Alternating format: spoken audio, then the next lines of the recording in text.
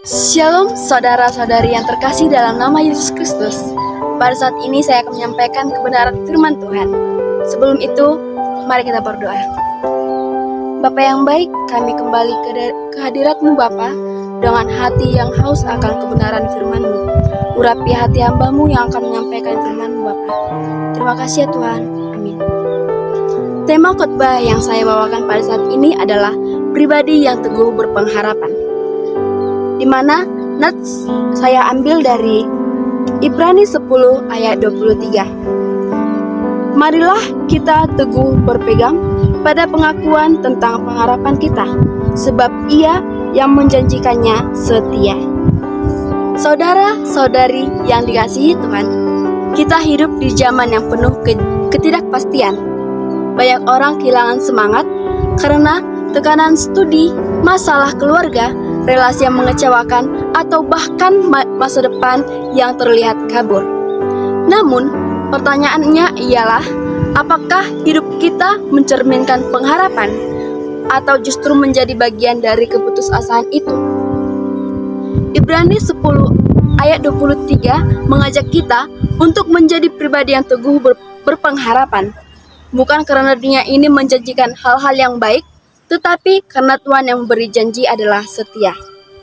Dalam nats ini ada 2 poin yang akan saya sampaikan mengenai 2 kebenaran tentang pengharapan.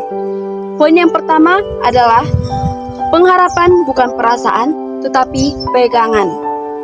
Seperti yang dikatakan dalam firman Tuhan, marilah kita teguh berpegang. Pengharapan yang sejati tidak tergantung pada suasana hati.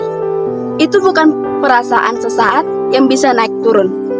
Itu adalah pegangan yang kokoh, jangkar kehidupan kita.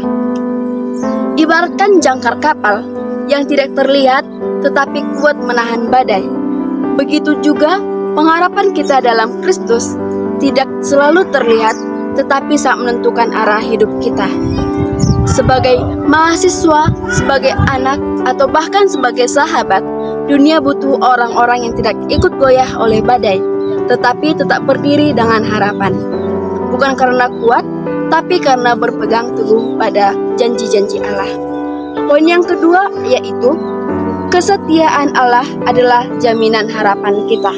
Dalam nats dikatakan, sebab Ia yang menjanjikannya setia. Alasan utama kita dapat tetap berharap adalah karena Tuhan setia. Janjinya tidak pernah gagal, Dia tidak akan pernah ingkar janji.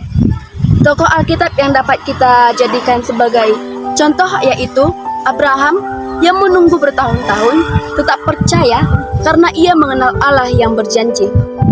Yang kedua yaitu Paulus menulis surat-surat penguatan dari dalam penjara karena ia yakin bahwa harapan di dalam Kristus tidak dapat dipenjarakan. Mungkin saat ini kita belum melihat hasilnya, tetapi kesetiaan Tuhan adalah jaminan bahwa pengharapan kita tidak akan sia-sia. Sekarang, mari kita tanya pada diri kita masing-masing. Apakah aku masih punya pengharapan?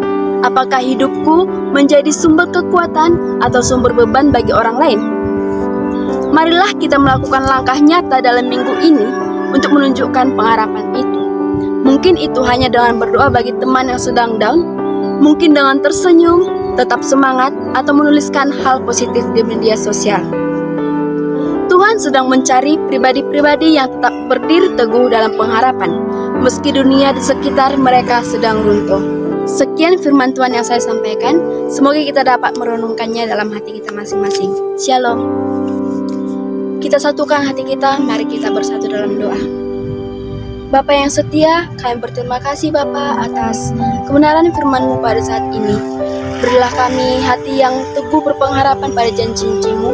Kuatkanlah hati kami dalam situasi yang merendahkan kami. Dalam nama anak-Mu, Tuhan Yesus Kristus, kami berdoa kepadamu. Amin.